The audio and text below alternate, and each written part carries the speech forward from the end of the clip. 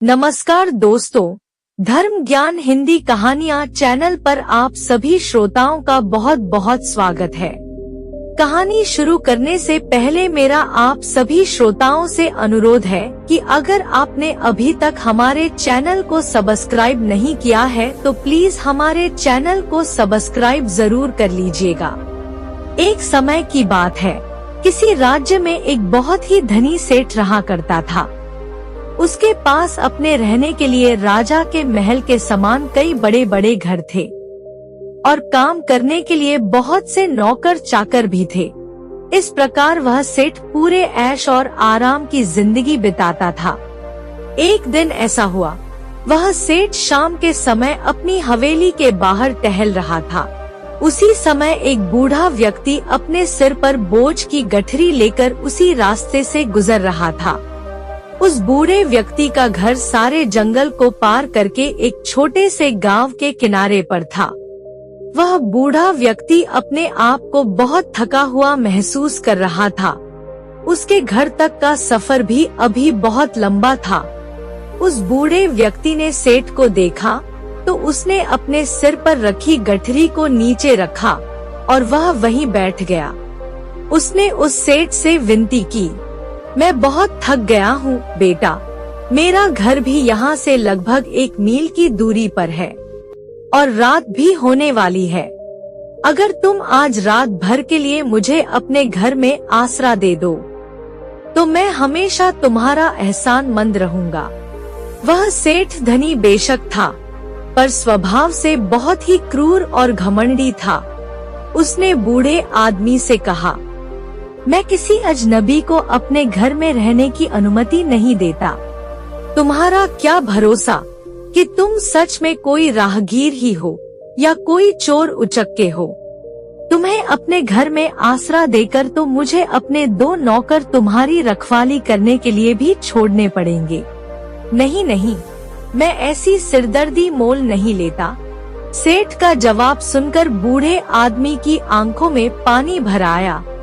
वह सेठ के सामने हाथ जोड़कर बैठ गया और कहा, सेठ जी, आप मुझे अपने घर में नहीं आने देना चाहते तो ना सही, मुझे इसमें कोई आपत्ति नहीं है।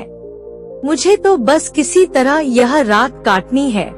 अगर आपकी आज्ञा हो तो मैं आपकी घुड़साल के किसी एक कोने में पड़कर ही अपनी रात गुजार लूंगा और सवेरे उठते ही अपने घर के लिए निकल जाऊंगा।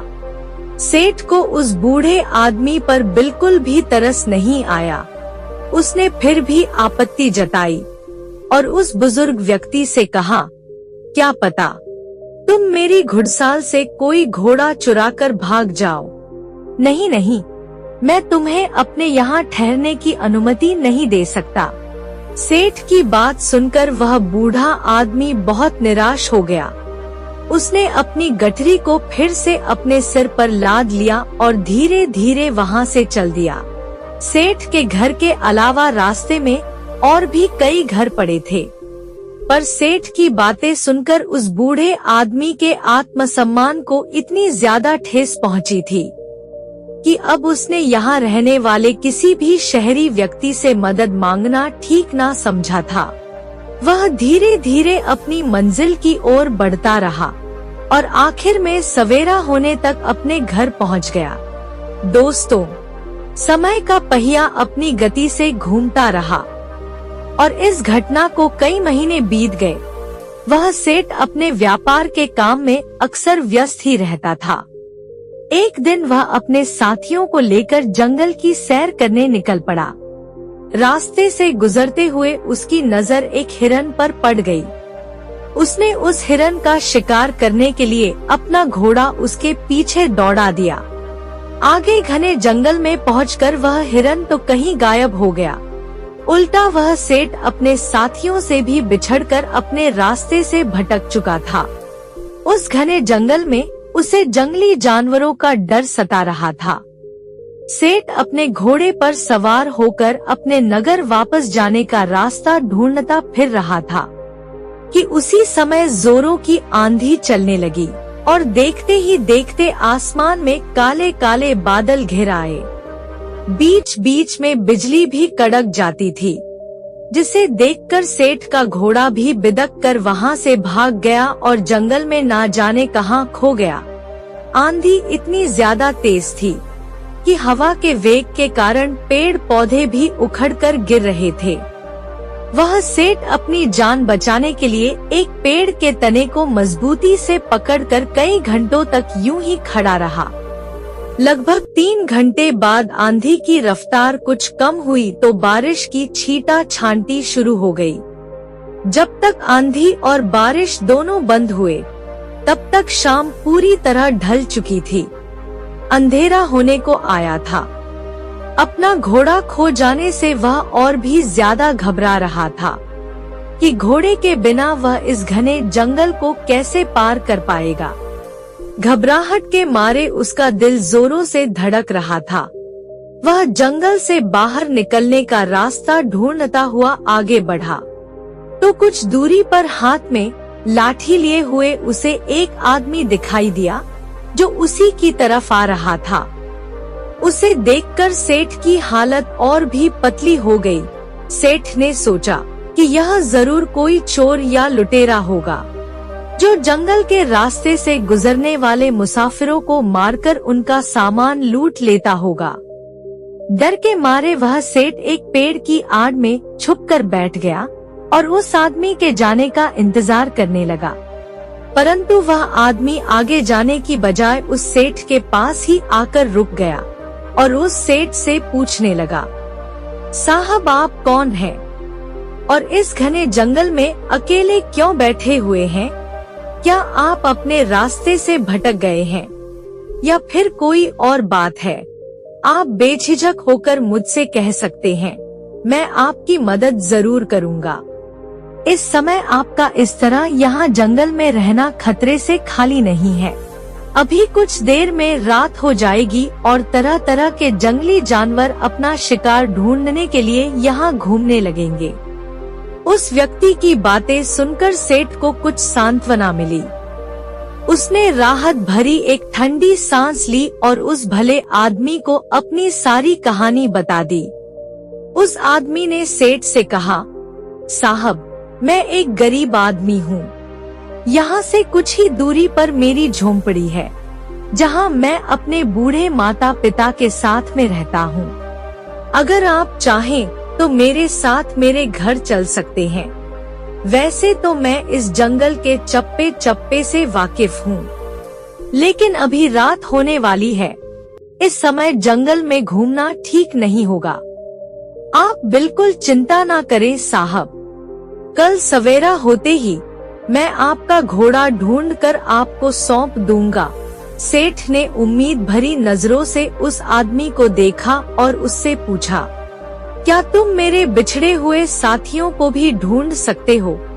उस आदमी ने जवाब दिया, जरूर ढूंढ दूंगा साहब। अगर आपके साथी इस जंगल से बाहर नहीं गए होंगे तो अवश्य ही मैं उनको भी ढूंढकर आपसे मिला दूंगा। इस सुनसान जंगल में उस व्यक्ति का साथ पाकर सेठ ने राहत की सांस ली और उसके साथ उसके घर चला गया। दोस्तों, जंगल में रहने वाला वह व्यक्ति कोई और नहीं बल्कि उसी बूढ़े बुजुर्ग का इकलौता बेटा था, जिसने एक बार इस सेठ से रात्रि विश्राम करने के लिए आसरा मांगा था। पर इस अमीर सेठ ने उस बूढ़े व्यक्ति को आसरा देने की बजाय उसे चोर उचक्का बताकर उसका कितना अपमान भी किया था। अभी यह सेठ इस बात से बिल्कुल अनजान था। वह चुपचाप उस आदमी के साथ उसके घर पहुंच गया। रात के अंधेरे में वह सेठ उस बूढ़े व्यक्ति को ना पहचान सका, लेकिन उस बुजुर्ग ने एक ही नजर में उस सेठ को अच्छे से पहचान लिया था। इसलिए वह जानबूझकर उस सेठ के सामने नहीं आया और अपने बेटे से कहा कि वह अतिथि सत्कार में कोई कमी ना छोड़े। बूढ़े के बेटे ने अपनी बकरी का दूध निकाला और सेठ को पीने के दिया। सेठ ने उस आदमी को बड़ी हैरानी से देखा और उससे कहा, तुम्हारे पास सिर्फ यह एक ही बकरी है और तुमने इसका सारा दूध निकालकर मुझे ही पीने के लिए दे दिया। तुमने अपने और अपने माता पिता के लिए थोड़ा सा भी दूध नहीं बचाया। आखिर तुमने ऐसा क्यों किया? उस व्यक्ति ने कहा, साहब, हमारे घर में दूध को ही सर्वोत्तम भोजन माना जाता है और मेरे पिता की आज्ञा थी कि आज का सारा दूध अतिथि सेवा में अर्पण होना चाहिए, इसलिए मैंने सारा दूध आपको पीने के लिए दे दिया। इसके बाद उसकी माता ने चूल्हा जलाया और स्वादिष्ट भोजन बनाकर अपने अतिथि को खिलाए। सेठ तो खाना पीना खाकर आराम से पैर फटकार कर सो गया, पर बूढ़े का बेटा सुबह सवेरे ही जगा और सेठ का घोड़ा ढूंढने के लिए निकल गया। 1-2 घंटे बाद ही वह सेठ के घोड़े को ढूंढ कर ले आया और उसे अपने आंगन में गड़े खूंटे से बांध दिया। उसकी माता ने भी जल्दी से अपने अतिथि के घोड़े के लिए बाट भिगोया और उसके सामने खाने के लिए रख दिया। फिर अपने अतिथि के लिए भोजन इत्यादि का प्रबंध करने लगी। सुबह होने पर जब सेठ की आंख खुली तो सामने बंधे अपने घोड़े को देखकर उसकी खुशी का ठिकाना न रहा। वह उन सब की अतिथि सेवा से बहुत ही प्रसन्न हुआ और भोजन इत्यादि से निवृत्त होकर जब वहां से चलने लगा तो उसने उस आदमी से विनती की कि वह यहाँ से जाने से पहले एक बार उसके पिता के दर्शन करके उनके चरण छूना चाहता है, जिन्होंने अपने बेटे को इतने अच्छे संस्कार दिए हैं। बूढ़े का बेटा भीतर से अपने पिता को बुलाने गया तो उसके पिता ने उसे यह कहकर टाल दिया कि आज उनका स्वास्थ्य खराब है, इसलिए वे बाहर नहीं आ सकते हैं। मगर वह सेठ उनकी सेवा सत्कार से इतना ज्यादा प्रभावित हुआ था कि वह उनसे मिले बिना यहाँ से जाना नहीं चाहता था, इसलिए वह उनसे मिलने खुद ही भीतर आ गया। उस सेठ ने जब अपने सामने उसी बूढ़े व्यक्ति को देखा तो वह सन्न रह गया। उस बूढ़े व्यक्ति को देखते ही उस सेठ को वह दिन याद आ गया जिस दिन यह बूढ़ा व्यक्ति अपने सिर पर बोझ की गठरी लाद कर थका मांदा उस सेठ के द्वार पर आया था और उसने उस सेठ के यहाँ एक रात गुजारने के लिए कितनी मिन्नतें की थी, पर उस घमंडी सेठ ने सारी सुख सुविधाएं होने के बावजूद भी उसे अपने घर में एक रात ठहरने की अनुमति नहीं दी थी। वहीं दूसरी तरफ यह गरीब लोग हैं जिनके पास किसी भी प्रकार के कोई सुख संसाधन नहीं है, फिर भी इन्होंने मेरी आव भगत में कोई कमी नहीं छोड़ी। वह मन ही मन सोच रहा था कि आज इन लोगों ने उसे आसरा देकर उसकी मदद ना की होती तो आज वह उस जंगल में ही किसी जंगली जानवर का शिकार बन गया होता। आज उस सेठ का सारा घमंड चूर चूर हो गया था। आज उसे जीवन का असली सबक मिल गया था। वह बूढ़े व्यक्ति के पैरों में गिरकर अपने उस दुर्व्यवहार के लिए क्षमा मांगने लगा और हमेशा के लिए संकल्प लिया कि आज के बाद से वह भी हर जरूरतमंद और लाचार लोगों की मदद किया करेगा और अपने द्वार पर आने वालों का ऐसे ही आदर सत्कार किया करेगा। इसके बाद उसने उस व्यक्ति और उसके बुजुर्ग माता पिता से आज्ञा ली और अपने नगर को चला गया। दोस्तों, इस कहानी से आप सबको क्या सीख मिली, हमें कमेंट करके जरूर बताइएगा और अगर आपको यह कहानी पसंद आई है तो इसे लाइक भी जरूर कीजिएगा।